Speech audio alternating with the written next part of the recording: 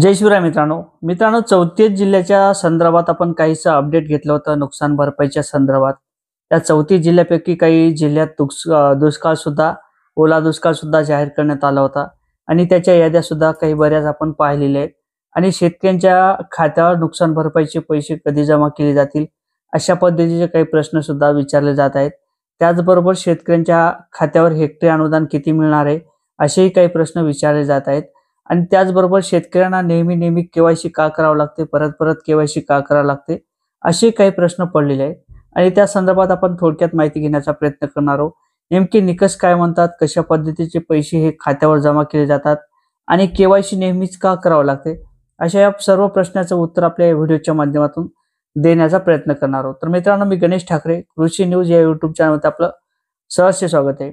आता मित्रांनो, ज्या पद्धतीने शेती पिकाचं मोठ्या प्रमाणात नुकसान होते, त्यानंतर तलाठी असतील, कृषी अधिकारी असतील, जिल्हा अधिकारी असतील, यांच्या माध्यमातून शेती पिकाचे पंचनामे केले जातात.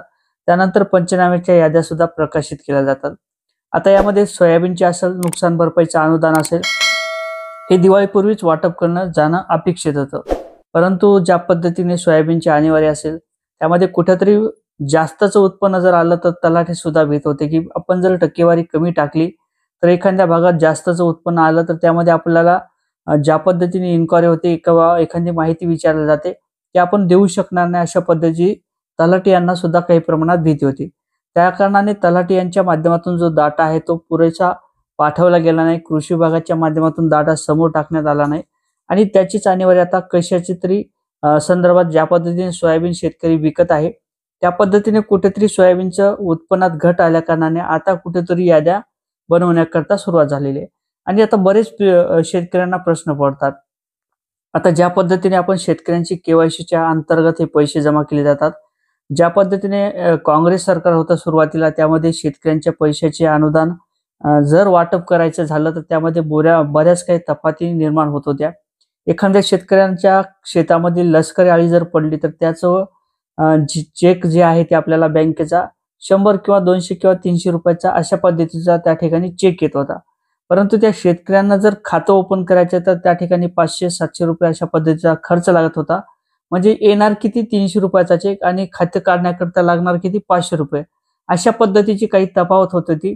त्या कारणाने भाजप सरकारच्या माध्यमातून एक निर्णय घेण्यात आला आणि ज्या पद्धतीने आधार बेसवर हे पैसे टाकण्याकरता सुरुवात झाली, हे एकदम सोपं झालेलं आहे.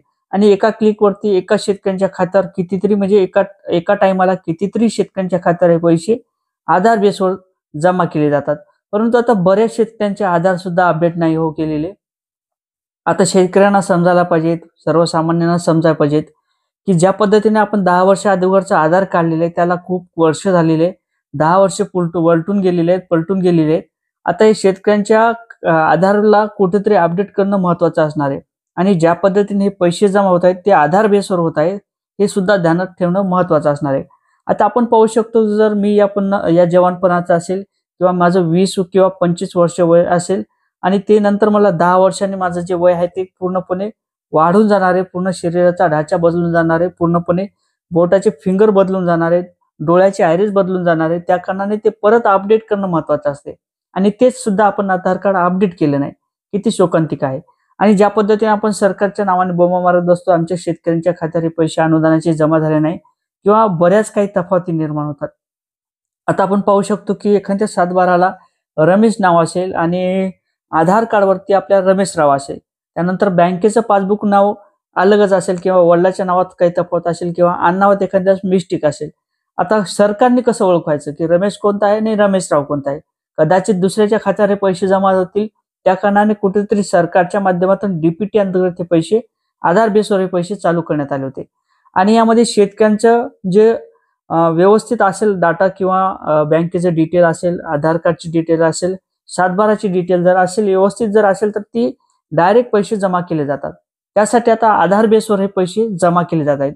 आणि प्रत्येक वेळेस केवायसी करण्याचं कारण सुद्धा हेच आहे. कारण तर खात्यावर पैसे टाकायला गेले तर एखादा आकडा जर चुकला तर त्यामध्ये कोणत्या तरी शेतकऱ्यांच्या खात्यावर ते पैसे जमा केले जाऊ शकतात. परत ते पैसे वापस येतील नाही येतील, काय प्रोसेस आहे ते आपल्याला माहित नाही, परंतु ते पैसे येण्याकरता, रिटर्न येण्याकरता खूप काही टाइम लागतो. त्या कारणाने आधार बेसवर हे पैसे शासनाच्या माध्यमातून जमा केले जात आहेत. ज्या पद्धतीचा बँकेचा पासबुक नंबर असेल त्या पद्धतीचा आधार नंबर हा परत कुठेही मॅच होत नाही.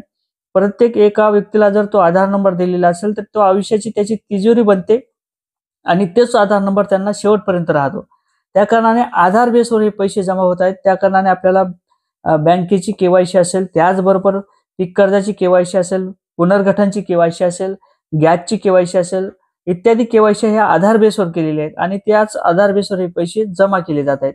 सांगण्याचं तात्पर्य हे की आपला आधार अपडेट करायची गरज आधार अपडेट करणं आपल्याला महत्त्वाचं ठरणार आहे. त्याचबरोबर आपल्याला आधार जर अपडेट नसेल तर आपले पैसे कसे जमा होणार? त्याचबरोबर ज्या पद्धतीने शेतकऱ्यांच्या माध्यमातून दरवर्षी केवायसी केल्या जातात, सरकारच्या माध्यमातून परत केवायसी केली जाते, त्यासाठी एक विशिष्ट आयडी दिल्या जाते आणि त्या विशिष्ट आयडी नंतर आपल्याला त्या ठिकाणी थंब लावल्यानंतर आपल्या ते खात्यावर पैसे जमा केले जातात. आणि त्याच पद्धतीने आता 34 जिल्ह्यात ज्या पद्धतीने शेती पिकाचं नुकसान झालेले त्याचे आढावा सुद्धा घेण्यात आले होते. तशा प्रकारच्या याद्या सुद्धा प्रकाशित करण्यात आलेल्या आहेत. त्या याद्याच्या माध्यमातून आता शेतकऱ्यांच्या केवायसी केल्या जाणार आहेत. त्याच्या याद्या सुद्धा लवकरच उपलब्ध करून दिल्या जाणार आहेत. त्यानंतर आपल्याला हेक्टरी अनुदान जे आहे ते 3 हेक्टरचं दिलं जाणार आहे. ज्या पद्धतीचं एनडीआर असेल, एसडीआर असेल, यांच्या माध्यमातून ज्या पद्धतीचे निकष होते त्यामध्ये 2 हेक्टरची मर्यादा होती. आता 2 हेक्टरची मर्यादा वाढून 3 हेक्टरचं पर्यंत हे अनुदान शेतकऱ्यांच्या खात्यावर आता आधार बेसवर ही जमा केले जात आहे. हेक्टर अनुदान आपल्याला 6,000 रुपये एवढं दिलं जाऊ शकते. यामध्ये जशा पद्धतीची टक्केवारी काढली जाईल त्या पद्धतीची त्या टक्केवारीनुसार आपल्याला त्या जिल्ह्यात हे पैसे जमा केले जातील. मित्रांनो, या संदर्भात आपला केवायसीचं अपडेट सुद्धा लवकरच येणार आहे. त्यानंतर आपण केवायसी आपला आधार जर अपडेट केलं नसेल तर ते सुद्धा अपडेट करून घ्या, जेणेकरून आपल्या खात्यावर हे पैसे लवकरात लवकर जमा केले जातील. आधार बेसवर पैसे आहेत, त्यामध्ये सर्व शासकीय योजनेचा जो लाभ आहे तो पूर्णपणे आधारवर आहे आणि नक्कीच आधार अपडेट करा. चॅनलवर नवीन असाल तर चॅनलला सबस्क्राईब करा, व्हिडिओ आवडला तर शेअर करा. जय शिवराय.